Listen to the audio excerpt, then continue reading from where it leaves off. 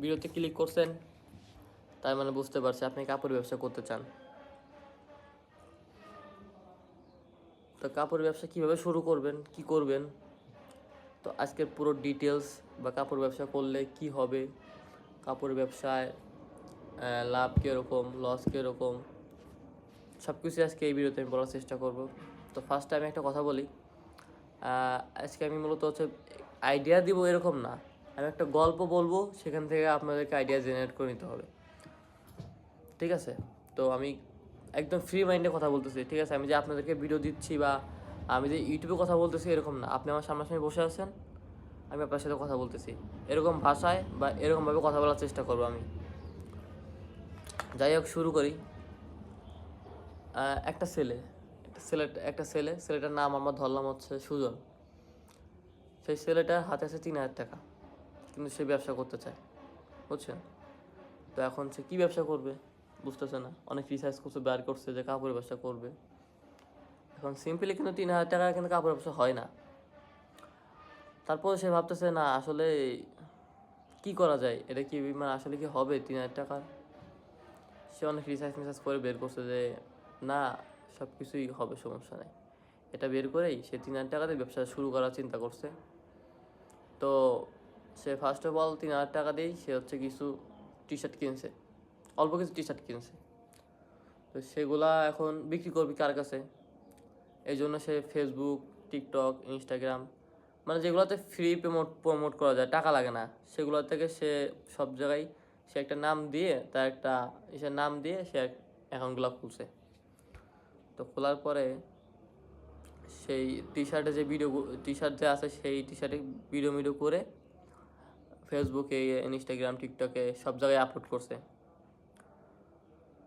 তো কিছুদিন পরে সে ভিডিও ছাড়তেছে, ডেলি ভিডিও ছাড়তেছে, কিন্তু তার অর্ডার আসতেছে না, কারণ সে নতুন, কোনো প্রকার অর্ডারই আসতেছে না।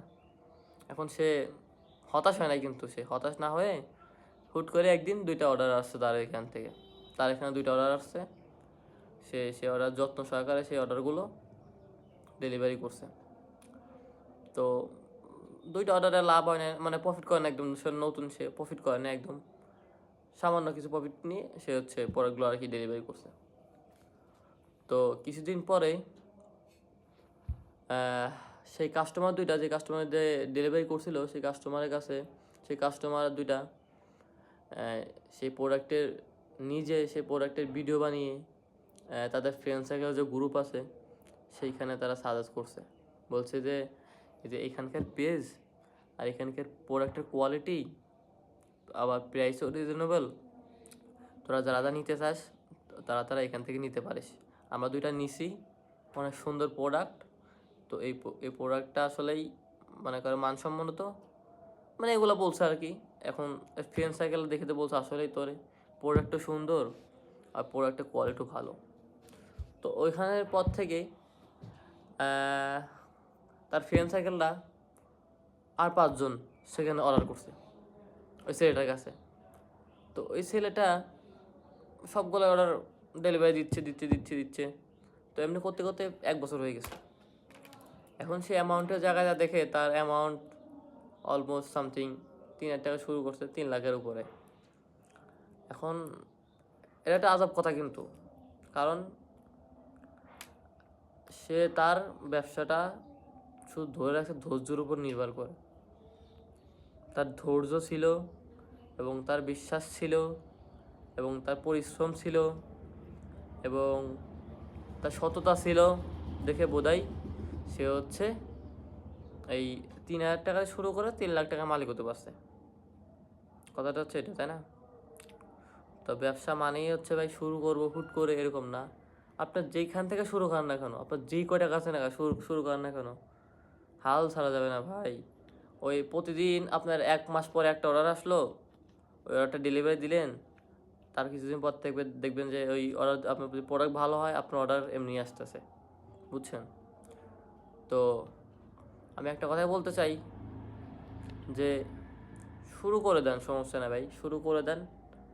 শুরু করলে এক সময় না এক সময় হবেই, সে আজকে হোক বা 1 মাস পর হোক বা 2 বছর পর হোক, হবেই, কিন্তু সেটার পিছনে লেগে থাকতে হবে, এই সবচেয়ে বড় কথা, বুঝছেন? তো আর যে লাভ লসের কথা যে বললাম, গল্পের ভিতরে কিন্তু আমি লাভ লসের কথা অলরেডি বলে দিছি। শুরুতে কিন্তু লাভ সামান্য সামান্য লাভ করতে করতে করতে করতে আপনি এমন সময় দেখবেন এটা অনেক বড় একটা বিগ অ্যামাউন্ট হয়ে গেছে, বুঝছেন? তো আর রিস্ক বলতে হচ্ছে কি, ব্যবসায় রিস্ক থাকবেই। আপনার হচ্ছে কি আইকিউ লেভেলের উপরে বিজনেস চলে, বুঝছেন? আপনার যত সুন্দর প্রোডাক্ট বা যত ইউনিক প্রোডাক্ট এনে কাস্টমার সার্ভিস দিতে পারবেন, কাস্টমার আপনার প্রতি তত আকর্ষিত হবে, আর ব্যবসা তত মনে করেন যে আপনার লজের লজের আশঙ্কা কম হবে। তো পরিশেষে একটাই কথা বলি, যে যেখানে আসেন না কেন ব্যবসা করতে চাইলে করতে পারেন, শুরু করে দেন। আপনাদের শুরু থেকেই বড় শোরুম দিয়ে শুরু করতে হবে এরকম কিন্তু না। ওই ছেলেটার মতো আপাতত কিছু দিয়ে শুরু করে দেন, বাসা থেকে শুরু করেন, যেখানে দেন সেখান থেকে শুরু করে দেন। শুরু করলে একসময় দেখবেন যে এটাই অনেক বড় কিছু হয়ে গেছে, আপনি কল্পনা করতে পারেন না সেটা। যা রিজার্ভ করে নেয় তার থেকে বেশি কিছু হয়ে যাবে ইনশাল্লাহ। তো শুরু করেন, আপনার জন্য দোয়া থাকবে, ভালোবাসা থাকবে, এটুকুই।